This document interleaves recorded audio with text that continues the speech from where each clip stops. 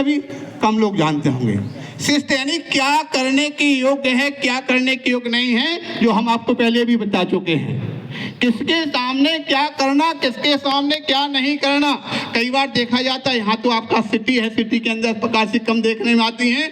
गांव के अंदर कई बार देखा जाता है, अध्यापक बैठा है, विद्यार्थी को 20 रुपया दिया, बेटा सिगरेट की डिब्बी लेकर के आओ। किसी को बच्चे को दिया, बेटा जाओ गुटखे के पैकेज लेकर के आओ। क्या ये शिष्ट आचार है? कभी कभी देखा जाता है कि गांव के स्कूल में यहाँ पर विद्यार्थी, अच्छा बेटा पढ़ो, और जाकर के मैडम जाती हैं, अपने बच्चे को गोद में ले जाकर जाते हैं, बच्चे को खिला रहे हैं, पिला रहे हैं, इस प्रकार से कर रहे हैं। बोले बच्चों से तुम पढ़ो, और बच्चे पढ़ रहे हैं, बच्चे मैडम को बच्चे को गोदे में खिला रहे हैं। और कभी कभी दे जाता तो क्या बोलते, ऊन ले करके वो जब पुल्ला उन्ना प्राणायाम कर देते हैं। ये शिष्टाचार है क्या? शिष्ट आचार, आप शिक्षक हैं, शिक्षक के स्थान पर गए हैं, शिक्षा के मंदिर में गए हैं, तो आपका शिष्ट आचार, जितनी देर आप वहां पर गए तो जिस काम के लिए गए उस काम के लिए। हमको लगता है दुनिया के अंदर देखा जाता है, लोग अपने कर्तव्यों की ओर ध्यान नहीं देते, कर्तव्यों की ओर ज्यादा नहीं बढ़ते हैं, लेकिन अधिकारों की लड़ाई जरूर चलती। हमने देखा विश्व के अंदर, आप सबने देखा होगा, हर स्थानों पर लोग हड़तालें करते, क्या के लिए? कर्तव्य के लिए, अधिकारों के लिए हड़तालें चलती हैं। हमको ये अधिकार मिलना चाहिए, हमको ये अधिकार मिलना चाहिए, हमको ये अधिकार मिलना चाहिए। आज तक संसार में कहीं किसी स्थान पर हमने नहीं सुना कि कहीं कर्तव्यों के नाम पर कोई हड़ताल हुई कि हम अपने कर्तव्य करेंगे और सबको कराएंगे। कहीं किसी कॉलेज में चलती है क्या? किसी कॉलेज के किसी अध्यापक ने, किसी के प्रिंसिपल ने क्या एक अपना अधिकार की किस प्रकार के हड़ताल की क्या? नहीं, सभी को, अपने जो जितने भी टीचर हैं, सबको मिलकर के अपने कर्तव्यों का पूरा पालन करना है। कहीं हड़ताल हुई क्या इस बात पर? ये हमको लगता है मैडम सुन रही हैं, ये लोग आगे चल करके जरूर इस बात पर कदम उठाएंगे और कहेंगे सबको अपना अपना कर्तव्य को पूरा पालन। कर्तव्यों की अगर लड़ाई होने लग जाए, कर्तव्यों की अगर हड़ताल होने लग जाए, तो ध्यान रखना फिर किसी प्रकार से अधिकारों की भी हड़ताल करने की जरूरत हो। क्योंकि जो कर्तव्य करता है, निश्चित रूप से कर्तव्य करने वाले की हमेशा प्रशंसा होती है, और प्रशंसा के साथ उसको तो पुरस्कार भी मिलता। अधिकारों को लड़ने की कोई जरूरत पड़ती नहीं है। सबसे पहले शिष्टाचार समझ में आ गया ना? हमारा आचार जैसा हमको पालन करने के योग्य है, वैसा आचार पालन करना शिष्टाचार। दूसरे नंबर पे क्या आता है? छा। छा का मतलब कैसा होता? क्षमाशील होना चाहिए। क्षमाशील तो जानते ना, अरे भाई नन्हे मुन्ने बच्चे कहीं कितने कितने दूर से कितनी बड़ी आशाओं को लेकर के उन्होंने अपने हृदय से प्रिय अपनी संपत्ति को आपके लिए सौंपा है। क्योंकि आपने देखा होगा, कोई भी अपने बच्चों के लिए अपने स्वयं से भी ज्यादा प्रिय मानते हैं, स्वयं के जीवन से ज्यादा प्रिय बच्चों को मानते हैं। आपने उन बच्चों ने आपकी प्रिय संपत्ति को आपके लिए सौंपा दिया है, कुछ कह के लिए, कुछ बनाने के लिए, बिगाड़ने के लिए नहीं दिया। आप बनाने के लिए, इस बात को लेकर एक सच्ची घटना कहीं की आती है। एक बार कहीं किसी स्थान पर एक टीचर बहुत अच्छा था, वो अपना कर्तव्य का पूरा पालन करता था और अपने बच्चों को, वास्तविकता में बच्चों को, अपने विद्यार्थियों को बच्चों जैसे मानता था। बच्चे इस प्रकार से पढ़ाता था, लेकिन कभी कभी कुछ सज्जन होते हैं तो कुछ शैतान भी होते हैं। एक बच्चा शैतान था, वो लोग कहावत करते ना, प्रभुता पाए काहे मद नाही। जिसको प्रभुता मिल जाती है तो मद आ जाता है। उसका जो बच्चा था, उसको कोई दादाजी, कोई मंत्री थे, वो मंत्री का बालक था। वो बच्चा पढ़ने के लिए अपने घमंड में रहता था। आज आकर के अध्यापक के सामने जो उसने पढ़ाने की कोई बात कही, या पढ़ने की बात उसने ध्यान नहीं दिया, पढ़ाई वढ़ाई की नहीं की, तो उन्होंने उठा करके 2-4 चांटे लगा दिए। आजकल तो बड़ा समस्या उत्पन्न हो गई, चांटा लगा दे तो बोले लेने देने पड़ जाए, जी टीचर के भी लेने देने पड़ जाए, ये कुछ नहीं कर सकते। पहले के समय में चलता था, 2-4 चांटे लगा दिए बच्चे के लिए। बच्चा रोता हुआ जाके अपने पिताजी के पास बोले, हमको पवन कुमार जी मास्टर साहब ने हमको मारा। और जाकर जैसे पिताजी थे, उन्होंने आओ देखा ना, तो बच्चे को लिया, गाड़ी में बैठाया, ले जा करके पहुंच गए, प्रिंसिपल साहब आपके यहाँ पवन कुमार जी ने हमारे बच्चे को मारा। तो प्रिंसिपल साहब ने पवन कुमारी को बुलाया, उनका जो कर्तव्य है, कहीं शिकायत आई है तो उसका निराकरण तो करना ही पड़ेगा। बुलाया पवन कुमार को, जाकर बोले भाई आपके यहाँ पर शिकायत आई है, आपने इनके बच्चे को मारा, ये बच्चा रोता हुआ गया है। तो शिक्षक उस समय बोलते हैं हमने इनके बच्चे को बिल्कुल नहीं मारा, हमने मंत्री जी के बच्चे को बिल्कुल नहीं मारा। बोले आप कह रहे हैं बच्चे को नहीं, वो बच्चा बोल रहा है कि मारा हुआ है। जब सरकार से बात आती है तो उसका निराकरण करते हुए अध्यापक ने कहा, बोले जब तक ये विद्यार्थी हमारे विद्यालय परिसर के अंदर होता है तब तक ये विद्यार्थी इनका नहीं है, तब तक विद्यार्थी हमारा बच्चा है।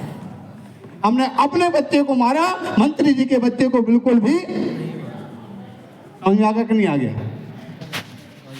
जहाँ व्यक्ति के अध्यापक के अंदर इस प्रकार की क्षमाशीलता, इस प्रकार का समर्पण, इस प्रकार की बच्चे के भविष्य की भावना जहाँ पर उत्पन्न हो जाती है तो समझ लेना निश्चित रूप से उसके अंदर सच्ची क्षमा, एक क्षमाशील छोटे छोटे नन्हे मुन्ने बच्चे हैं। कब क्या किसके लिए क्या बोल दें तो उस समय पर, क्योंकि अध्यापक के लिए जो कहा जाता है कैसे, बोले नारियल के समान होते। नारियल ऊपर तो कठोर नजर आता है किंतु अंदर उसके मुलायमता रहती है। बाहर में शिक्षक कठोर दिखते हैं लेकिन अंतस में बच्चों के भविष्य को बनाने का भाव उनके अंदर रहता है। इसलिए दूसरे नंबर पर इस प्रकार को समझना चाहिए। अंत में तीसरा अक्षर कौन सा है? का का मतलब है कर्तव्य निष्ठा। अपने कर्तव्यों में निष्ठ होना चाहिए। हम जिस काम के लिए आए हैं जितनी समय तक रहेंगे उतने समय तक अपना कर्तव्य का पालन पूरा करेंगे। जो कर्तव्य निष्ठा से का पालन करते हैं निश्चित रूप से कर्तव्य निष्ठा पर प्राप्त होने पर उनकी भी प्रशंसा होती है। उनके कर्तव्य निष्ठा से कितने सारे लोगों का जीवों का भविष्य उज्जवल बनता है। इसलिए शिक्षक का ये आपको शायद हमको लगता नई परिभाषा आज आपको सुनने को प्राप्त हुई होगी। जिस प्रकार से शिक्षक के अंदर 3 अक्षर हैं, शिष्टाचार, क्षमाशील और कर्तव्य निष्ठा को अगर पालन करेंगे तो निश्चित रूप से आपके स्वयं का भी उत्थान होगा। आने वाले भविष्य जो होने वाले विद्यार्थी हैं उनका भी भविष्य बनेगा। क्योंकि हमको लगता है इन विद्यार्थियों में कोई हो सकता महात्मा गांधी बैठा हो, कोई जवाहरलाल नेहरू बैठा हो, कोई दुर्गावती बैठी हो, तो कोई रानी लक्ष्मीबाई बैठी हो। क्योंकि वह भी कोई बाहर से थोड़ी आए, वो भी कहीं ना कहीं किन्हीं विद्यालयों से भी उन्होंने भी शिक्षा प्राप्त की है। अथवा वो नहीं है तो आपके यहाँ पर बैठे हुए मैडम हैं, अथवा आपके यहाँ पर बैठे शिक्षक अशोक जी हैं, ये भी इन्हीं विद्यालयों से पढ़ करके आगे चल करके आपके जीवन में इस प्रकार का भविष्य आने वाला है। लेकिन भविष्य बनेगा किनका? जो अपने पुरुषार्थ में दृढ़ होते हैं, पुरुषार्थ करने में आगे बढ़ते हैं, ऐसे जीव ही आगे इस प्रकार की अवस्थाओं को प्राप्त होते हैं। किंतु जो पुरुषार्थहीन होते हैं, जो बाहर की चकाचौंध में जाकर के डूब जाते हैं, उनका भविष्य उज्जवल नहीं बल्कि उनका भविष्य गर्त में चला जाता है। आपके हाथ में दोनों चीज हैं। आप अपने भविष्य को गर्त में ले जाना चाहते हो कि अपने भविष्य को उज्जवल करना चाहते हो, ऊपर उठाना चाहते हो। आपके जीवन में ये दोनों चीजें हैं। क्योंकि ये विद्यार्थी के जीवन के हमको लगता है 5 साल से लेकर के और 20 साल के उम्र के 15 साल एक ऐसे होते हैं कि इस उम्र में व्यक्ति के जीवन को बना भी सकते हैं और बिगाड़ भी सकते हैं। जिन्होंने 15 साल की परिश्रम में मेहनत और परिश्रम करके अच्छी तरह से अध्ययन कर लिया, आगे चल करके कोई सर्विस में चले जाते हैं, कोई किसी स्थान पर अच्छे व्यापारों में चले जाते हैं, जिनको ज्ञान प्राप्त होता है और आगे ऊंचाई को प्राप्त हो जाते हैं। किंतु जिन्होंने 15 साल को जिन्होंने बिगाड़ दिया, उनके लिए सिवा मजदूरी, सिवा ठेला ढड़काने, रिक्शा चलाने के अलावा और कोई भी काम। अब आप क्या बनना चाहते हो, ये आपके दोनों आपके हाथ में है। अगर आपको अपना भविष्य बनाना है, ये आपको कल से मोबाइल, टीवी, ये सारी चीज पूरी जिंदगी भर देखना, आपका व्यापार भी उसी से चलेगा।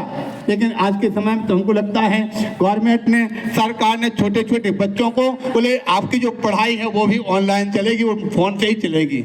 हमको लगता है फोन जब हाथ में आ जाता है उससे पढ़ाई तो कम और कैसे बेगड़ाई बुराई के काम अधिक होने लगते हैं। हमको लगता है ये कच्ची उम्र होती, कच्ची उम्र में व्यक्ति की वह बुद्धि भी कच्ची होती है और कच्ची उम्र में, कच्ची बुद्धि में जहाँ पर व्यर्थ की जो आपके अनेक प्रकार के चित्र देखते हैं। वर्तमान में आज फिल्मों के द्वारा अनेक प्रकार के फिल्में बनती हैं लोगों को दिखाने के लिए। दिखाने वाली फिल्मों में से हो सकता है जिसने फिल्म बनाई उनके पास में ऐसी कोई चीज नहीं रहती, वो ऐसा संबंध नहीं बनते हैं, लेकिन दुनिया वाले देख देख करके ऐसे संबंध बनाते हैं, अपनी जिंदगी बिगाड़ करके रख देते हैं। जहाँ पर शायद हमारे इस बच्चे सिखाने से नहीं दिखाने से सीखते हैं। आप जैसा दिखाएंगे वैसा करके सीखेंगे। अभी आप अपनी बात चल रही थी विद्यार्थी वर्ग की, अब चलते हैं अपन शिक्षा वर्ग की ओर, ठीक है ना। शिक्षक परिवारों की खुशबू के द्वार पर आप बैठे हैं, अगर संतों के वचनों को आपने थोड़ा सा भी ग्रहण करके अपने जीवन में धारण कर लिया, जब जब जहां जहां पर जाओगे वहां पर आपको संत की हमारी वाणी की खुशबू हमेशा आपको आनंद रहेगी। अगर हमारी वाणी को आपने ग्रहण किया तो निश्चित रूप से आपका जीवन महकेगा, जीवन मंगलमय होगा। इस बात को लेकर अपनी वाणी को विराम देते हैं। 1000 श्री कांतिनाथ भगवान की, महावीर भगवान की